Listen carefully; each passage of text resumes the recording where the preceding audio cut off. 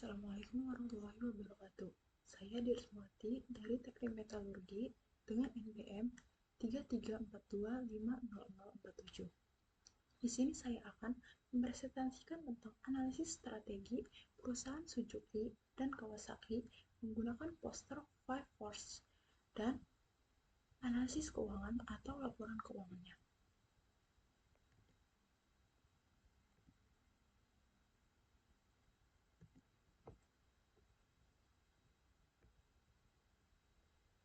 Yang pertama ada konsep Porter's 5 Force. Model Porter 5 Force digunakan untuk menganalisis kekuatan persaingan dalam suatu industri. Yang pertama ada ancaman pendatang baru atau threat of new entrants. Yang kedua ada daya tawar pemasok atau purchasing power of supplier. Yang ketiga ada daya tawar pembeli atau bisa disebut juga dengan purchasing power of buyer. Yang keempat ada ancaman produk substitusi atau threat of substitutes. Yang kelima ada persaingan antar perusahaan sejenis atau bisa disebut juga dengan industri rivalry. Lalu ada analisis 5 kekuatan Porter. Yang pertama, analisis 5 kekuatan Porter dari perusahaan Suzuki dan Kawasaki. Yang pertama ada pendatang baru, yaitu hambatannya tinggi karena modal besar dan juga teknologi kompleks. Yang kedua ada pemasok, daya tawar sedang karena kedua perusahaan memiliki jaringan global. Yang ketiga ada pembeli, daya tawar tinggi karena banyak pilihan di pasar otomotif. Yang keempat ada substitusi, substitusinya itu sedang karena tren kendaraan listrik yang meningkat. Yang kelima ada persaingan industri, yaitu sangat ketat, terutama di segmen motor sport dan kendaraan kompak. Lalu profil perusahaannya yaitu yang pertama profil perusahaan Suzuki atau bisa disebut juga dengan Suzuki Motor Corporation. Suzuki didirikan pada 1909 di Jepang.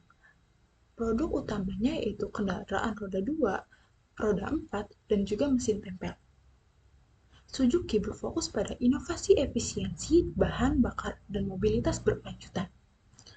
Lalu, Kawasaki Heavy Industries. Kawasaki didirikan pada tahun 1896 di Jepang. Produk utamanya yaitu motor, mesin industri, pesawat, dan sistem energi. Kawasaki berfokus pada teknologi tinggi dan diversifikasi produk industri. Lalu ada analisis keuangannya atau laporan keuangan pada perusahaan Suzuki dan Kawasaki pada tahun 2024.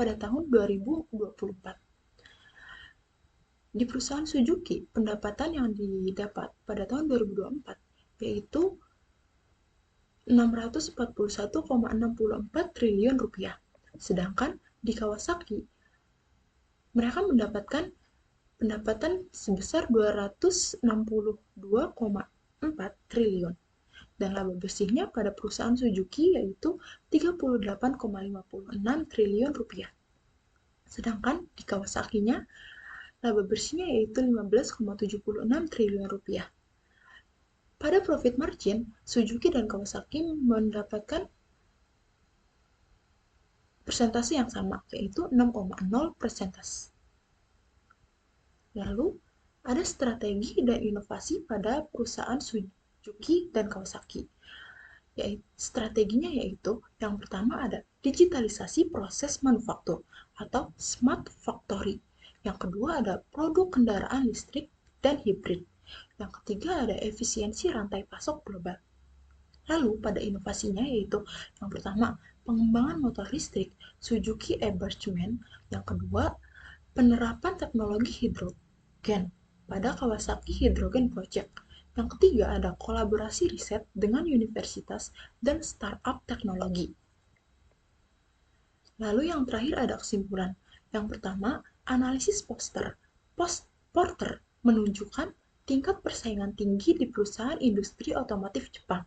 Yang kedua, Suzuki dan Kawasaki sama-sama berfokus pada efisiensi, inovasi, dan teknologi bersih. Yang ketiga, dari laporan keuangan, pada tahun 2024, Suzuki lebih unggul dibandingkan dengan Kawasaki. Dan terakhir yang keempat, keberlanjutan jangka panjang akan ditentukan oleh kemampuan beradaptasi terhadap tren kendaraan listrik dan energi ramah lingkungan.